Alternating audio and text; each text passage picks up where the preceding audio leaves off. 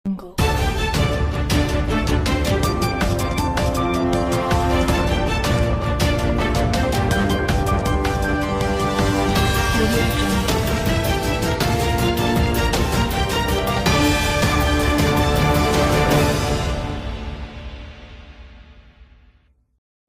చాలా మంది అది ఈవీఎం మహాజన్ అంటారు, కొంతమంది మరొకటి అంటారు.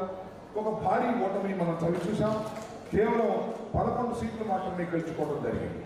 కాబట్టి ఏది ఏమైనా ఒక విషయం మాత్రం వాస్తవం, it is a very tough seat. కారణం 3 సార్లు మనం గెలవలేదు కాబట్టి ఈ టఫ్ సీట్ ఎలా గెలుచుకోవాలి అనేది మన టార్గెట్. అంటే మన టార్గెట్ ఏంటంటే ప్రధానంగా మీ అందరికీ నేను సవినయంగా మనవి చేయదలుచుకున్నది, మనవి చేస్తున్నది ఏమిటంటే ఈ టఫ్ సీట్ని ఖచ్చితంగా గెలవాలి అంటే ఒకే ఒక్క ఆయుధం, అది మన ఐక్యత అనేది మీరు దయచేసి మర్చిపోకండి.